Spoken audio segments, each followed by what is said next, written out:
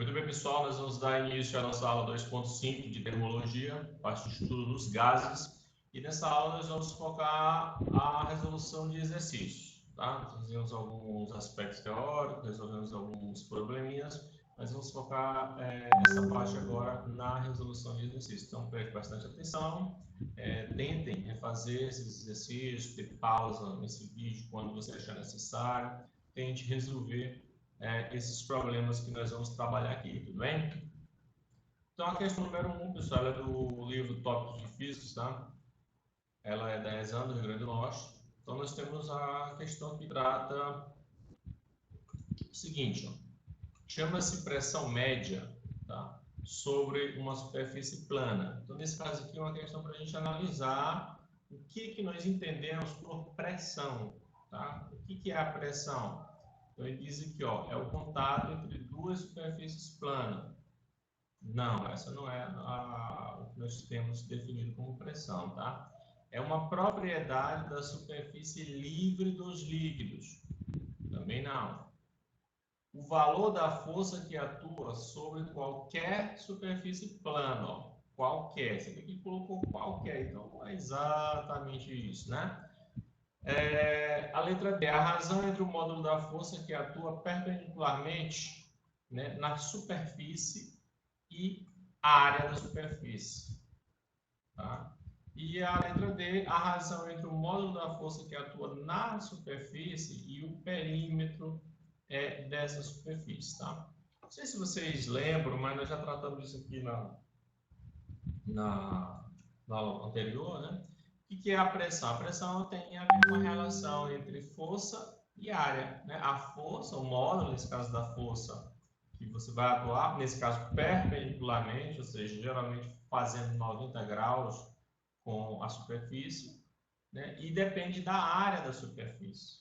Tá? Então, depende da força aplicada e da área de contato. Então, se eu pego, por exemplo, um lápis, eu coloco a ponta do lápis na minha mão e pressiono, então essa força perpendicular vai exercer uma pressão. Se eu colocar do lado da borracha, por exemplo, se for um lápis, se for uma caneta, tá? O que vai acontecer? Como a área de contato é maior, a pressão é menor. Então, é claro que a ponta do lápis você vai perceber que vai doer. Por quê? Porque é uma mesma quantidade de força, porém numa superfície extremamente pequena. Tá? Então, a relação é dada dessa maneira como nós tratamos. Tá? Ou seja, a pressão é a relação entre a força e a superfície. Tá? Então, aqui no caso, aqui, né, esse Tzinho aqui é para ser a superfície. Tá? Fiquei errado aqui. Tá? Então, o F é o módulo da força, viu? Ó, resultante perpendicular à superfície. Né? E a 4, nesse caso, a área da superfície, que eu deveria estar aqui. Então, a resposta nesse caso é a letra D. Tá? Então, a letra D é a nossa resposta correta. Aqui a cor. Tá? Então, a letra D é a nossa resposta correta. É a razão entre o módulo da força, que atua perpendicularmente, ou seja, nós vamos considerar a força aplicada fazendo um ângulo de 90 graus. Professor, se ela for perpendicular, se ela for diagonal, não for exatamente perpendicular, aí a gente faz a decomposição de vetores, como vocês viram lá no primeiro ano. Então, você decompõe o vetor e pega exatamente o vetor que atua perpendicularmente, na direção y, tá? Aqui corrigir, que é F sobre A, tá? A questão número 2 é uma questão para a gente resolver agora usando os valores. Era só para a gente analisar, mas tem justamente relação com a pressão. Ele fala que um gás, ó, ele encontra-se contido sobre pressão. Aí tem aqui a pressão, tá? 5.000 minutos por metro quadrado, tá? 5 vezes 10 a 3, 10 elevado a 3, 10 ao cubo é 1.000. Então, nós temos 5.000 mil em cada metro quadrado. No interior de um recipiente cúbico, né? Então, temos aí uma caixa cúbica, cujas faces possuem uma área de 2 metros quadrados. Então, cada lado, né? Cada face dessa caixa possui 2 metros quadrados. E ele quer saber, então, qual é o módulo da força média exercida pelo gás sobre cada face do recipiente. Ora, nós acabamos de falar o quê? Que a pressão ela é uma relação de quê? Da força que atua em uma determinada área. E a questão nos deu a força, 5.000 newtons, e me deu a área de cada face, 2 metros. Portanto, como eu quero saber a força, eu tenho que isolar F. Eu pego o A, que é a área que passa para o outro lado. Como aqui está dividindo, ele passa para o outro lado multiplicando. Então, a força vai ficar PA. A força, então, é a pressão vezes a área. Quem é a minha pressão? 5.000 newtons. Quem é a minha área? 2 metros quadrados. Então, fazendo essa multiplicação, 5 vezes 2 dá 10. Eu vou ter aqui, no caso, 10.000 newtons.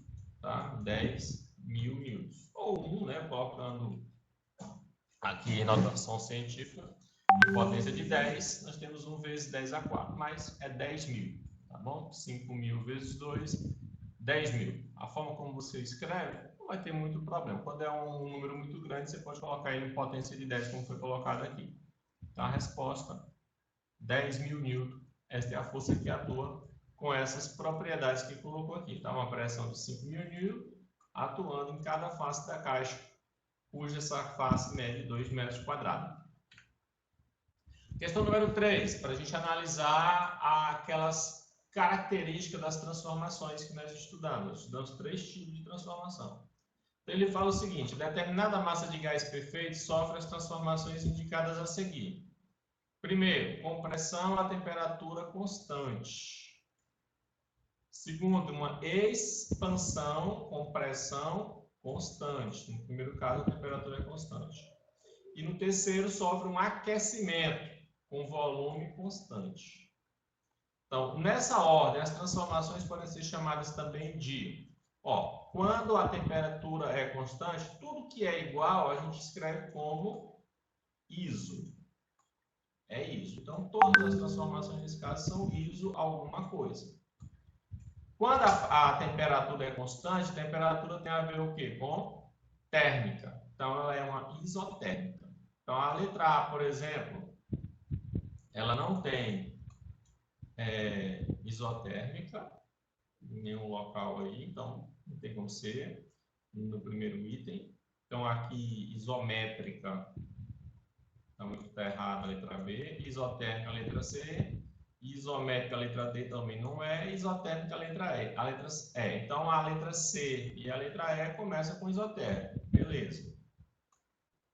A segunda, pressão constante, é o quê? É isobárica. Está aqui isobárica, mas está aqui também. E o volume constante é o quê? É isométrica, né? Ou isovolumétrica, ou isobórica. Nesse caso, aqui está. Então, nesse caso, a resposta da questão 3, né, é a letra E. Né? Então, está aqui, ó, isotérmica, temperatura constante, isobárica, pressão constante, isocórica, isométrica, volume constante. Portanto, a resposta da nossa questão número 3, a letra E. Ok?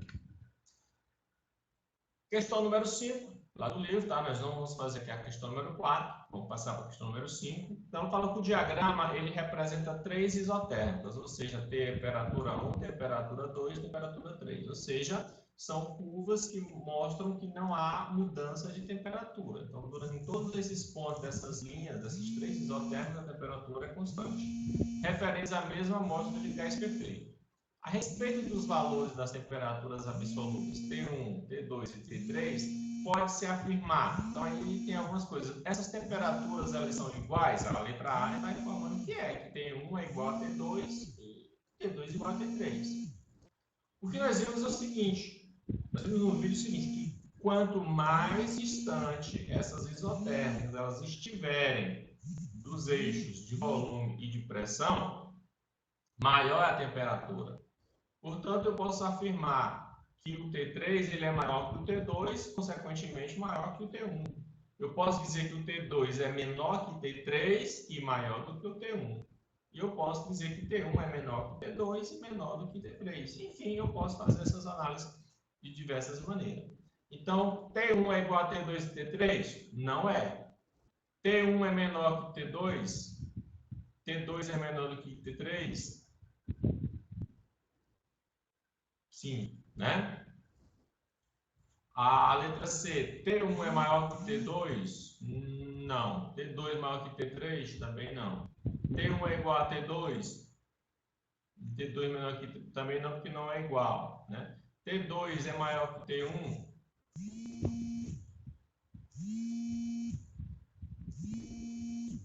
E menor que T3, só que nesse caso o T2 estaria sendo maior do que o T3. Então não é. Então nesse caso é a letra B. O T1 é menor que o T2 e o T2 é menor que o T3. E o T1, logicamente, é menor do que o T3 também, né? Então, quanto maior a temperatura do gás, mais afastada dos eixos, né, se encontra a curva isotérmica, indicando essa temperatura. Assim, T2 é maior que T3 é maior que T2 e maior que T1, ou T1 é menor que T2 e menor do que T3. Então, visualmente é isso. Quanto mais afastado tiver, maior a temperatura. Então, essa verde que é a 3, ela é maior do que todas essas outras que tiverem aqui. Essa azul, T2, ela é menor do que a verde, que é a 3, e maior do que essa magenta, que é a T1. A T1 é menor do que a 2 e também é menor do que a 3. Beleza? Vamos aqui para a resposta, então, a letra B, né? Você marca lá a letra B, esse exercício. Vamos para a questão do tópico de física, questão número 9 da FCMSC, lá de São Paulo. Uma amostra de um gás perfeito. Tá? Uma amostra, deixa eu mudar aqui a cor do meu pincel. Tá? Uma amostra de um gás perfeito ocupa um recipiente de 10 litros. Então, nós temos aqui o volume em litros e uma pressão de 1,5 atm. Então, nós temos um volume e uma pressão. E essa amostra foi transferida para um recipiente, onde mudou o volume. Saiu de 10 foi para 15 litros. Se nós mantivermos a mesma temperatura, ou seja, uma transformação isotérmica, temperatura constante, qual vai ser a nova pressão desse gás? Então, se a temperatura não muda e eu mudo o volume, consequentemente a pressão vai mudar. Então, como é uma isotérmica, nós vamos, nesse caso aí, usar aquele princípiozinho da lei de Boyle que nós vimos na aula anterior. Então, a lei de Boyle, se a temperatura é constante, eu tiro ela da equação. Então, vai ter que, no estado 1, a pressão vezes o volume me dá uma constante. No estado 2, vai dar o mesmo valor. Então, P1V1 tem que ser igual a P2V2. No estado 1, quanto é a pressão? É 1,5 atm. Está aqui, 1,5 atm. Quem é o volume no estado 1? É 10 litros. Então, eu coloco aqui 10 litros. Quem é a pressão no estado 2? É exatamente o que ele está perguntando. Então, eu coloco aqui P2. E o volume no estado 2 foi para 15 litros. Então, para que isso seja verdadeiro, né, o que eu faço? Multiplica 1,5 por 10, dá 15.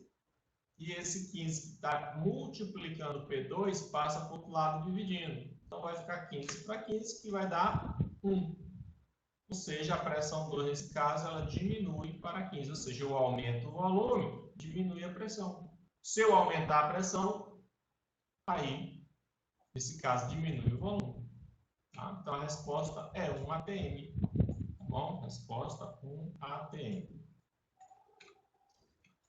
Muito bem. Então, nós encerramos aí essa resolução de questões. Refaça com calma. Dê pausa no vídeo sempre que necessário para que você possa rever, fazer alguma anotação no seu caderno, tá? E baseado nessas resoluções, vocês tentem responder aquela lista de exercícios propostos na nossa plataforma. Até mais, pessoal.